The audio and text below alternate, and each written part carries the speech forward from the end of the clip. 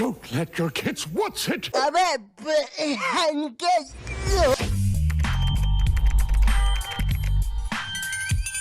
तुम्हारी स्कूल में एक ना एक टीचर ऐसा होता ही होगा जिसकी शक्ल पर लिखा होता है ये सन की सर खुद 10 मिनट लेट आएगा क्लास में पढ़ाने और फिर बाद में ब्रेक के 10 मिनट लेके पढ़ाएगा। इसकी क्लास में अगर तुम्हारी बोतल भी गिर गई ना तो अच्छे से नहीं बोलेगा कि बेटा अपनी बोतल उठा लो, बिल्कुल ऐसे बोलेगा मैं आ जाऊं क्या अपनी पर?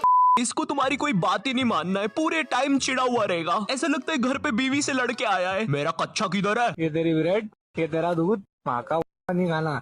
स्पोर्ट्स डे के दिन माहौल ही अलग रहता है। कुछ बच्चे बहुत ज्यादा हाइप अप रहते हैं, मैं ही जीतूंगा। उधर साइड में कुछ बच्चे मेरे जैसे होते हैं, अरे यार आज तो स्पोर्ट्स डे था, मैं बस्ता लेके क्यों आ गया? बिना बस्ते के आता तो कितना सेक्सी लगता। कुछ बच्चे अपने ही सपनों में डूबे हैं। काश मैं लास्ट मिनट में अपनी टीम को जिता दूं, जिससे मेरे कपड़े फट जाए और मेरे 10 पैक एब्स नालिनी को दिखे, पूरी स्कूल मुझे उठा ले और भीड़ में आगे चलता हुआ बदसूरत सर मुझे देख के बोले, ध्यान से, वो हमारा हीरो है। लेकिन मनोज सर, ये बच्चा तो चेस मैच खेल रहा था। तो फर्स्ट से लेकर 9 क्लास तक मेरी लाइफ बहुत अलग थी। किसी को ज्यादा फर्क नहीं पड़ता था मुझसे। मानो क्लासरूम का डस्टबिन हूँ मैं, कोई मुंह ही नहीं लगाता था। अबे श्रीवास्तव, क्या कर रहा है यार ये? माँ बाप ने बस कचरा खाने ही सिखाया क्या? भाई मुझे माफ कर दो भाई, मेरे मुंह से निकल गई गलती से, आज के बाद कभी किसी को नहीं बोलूं भाई। जिंदगी बहुत मस्त चल रही होती है, लेकिन फिर 10th क्लास आ जाती है। 10वीं कक्षा, नो दोस्ती यारी, ओनली पढ़ाई। 10th क्लास के टाइम पर तुम्हारे मम्मी पापा को भी एकदम से याद आता है। 10th क्लास में ना तुम्हारे मम्मी पापा तुम्हारे पास आते हैं, इधर तुम तुम्हारे रूम में अजीब से काम कर रहे होते हो। ओहो हो साइंटिस्ट।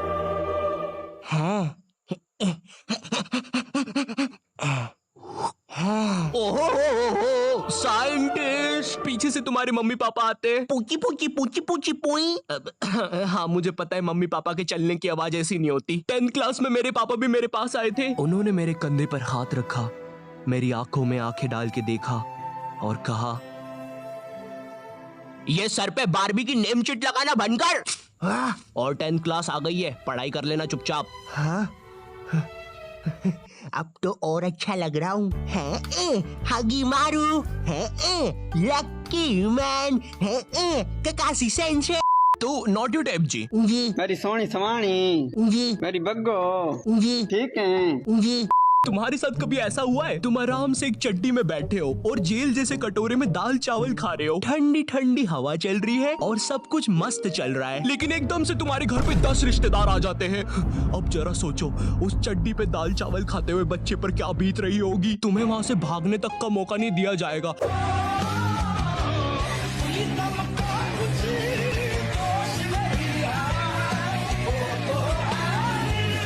बचपन में मैं और मेरा भाई हमेशा WWE देख के लड़ते थे, क्योंकि माँ बाप की चाहते लड़ने लायक थी नहीं। एक तो मेरा छोटा भाई बचपन में बहुत शांत स्वभाव का था, बेचारा स्कूल में भी सीनियर से बुली होता था। हाँ वो सीनियर मैं ही होता था।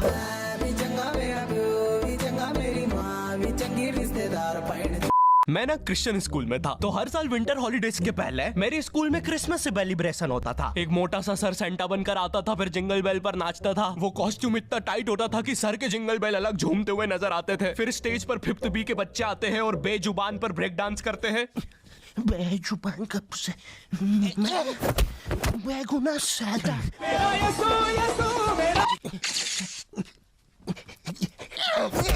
मुझे ना स्कूल ट्रिप्स बस में जाना कभी पसंद नहीं है। शुरू करो अंताक्षरी लेके प्रभु का लाल दुपट्टा उड़ गया रे मेरे हवा के झोंके।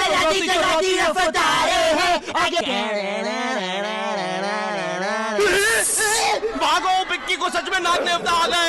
और ये बसों में हमेशा एक बच्चे को चुल चढ़ती है और फिर वो बाहर किसी बाइक वाले पे थूक देता है। बाइक वाला स्लिप खा के गिर जाता है, उसकी बाइक वगैरह टूट जाती है। हाँ वो थूक की स्पीड बहुत तेज थी। बाइक वाला तो सिग्नल पे खड़ा था, वो हमारी बस रुकवा लेता है। अंदर सब हरामी बोल रहे हैं हमने नहीं किया, तो वो अपना हेलमेट का कैमरा चेक करता है, पर उसमें वो बच्चे की इमेज बहुत ब्लर आई थी, क्योंकि बहुत फास्ट हुआ था सब। पर बाइक वाले को पता नहीं था कि ये इमेज ब्लर नहीं है, वो बच्चा ही धुंधला दिखता है।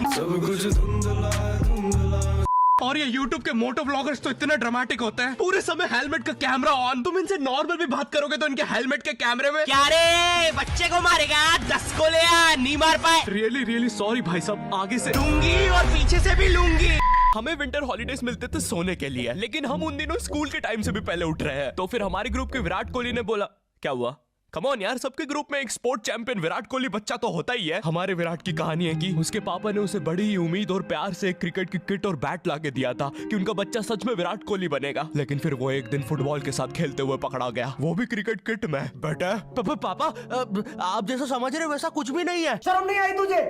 तो हमारे विराट कोहली ने प्लान बनाया कि हम लोग सुबह 6 बजे उठ के फुटबॉल खेलने जाएंगे गवर्नमेंट स्कूल के ग्राउंड पे। वो गवर्नमेंट स्कूल का ग्राउंड ना पब्लिक ग्राउंड था। तो अब तुम सोच रहे होंगे कि वहाँ पे लोग आते होंगे, खेलते होंगे, बढ़िया माहौल रहता होगा। नहीं, नशेड़ियों के कब्जे में था वो ग्राउंड। दारू पी के कांच बिछा के रखते थे वो लोग वहाँ पे, कोई नहीं जा पाता था उधर। नशेड़ी खुद कांच बिछा के फंस जाते थे उधर। 2 गिनीज वर्ल्ड रिकॉर्ड होल्डर है ये लोग कांच बिछाने में। फिर गवर्नमेंट को उन नशेड़ियों से डील करनी पड़ी, तो गवर्नमेंट ने उन्हें स्कूल दे दिया, ग्राउंड रख लिया। तो अब स्कूल के अंदर कांच बिछे हुए होते हैं। भाई यहाँ पे क्या हो रहा भाई?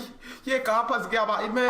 बचपन में मेरी मम्मी हमेशा बोलती रहती थी कि बाहर जाके खेलो। अब बाहर मेरे मोहल्ले के बच्चे भाई वो ऐसे अजीब अजीब से गेम्स खेलते थे। कहीं ड्रैगन फ्लाई में रस्सी बांध के उसको पेट बना लिया है, कहीं नंगे भाग रहे टायर के पीछे लकड़ी मारते मारते। मेरी मम्मी को उन पे दया आ रही है कि बेचारे गरीब बच्चे किसी भी चीज से खेल लेते हैं। फिर हमारी कार पलट जाती है। हाँ, वो टायर हमारी कार का था।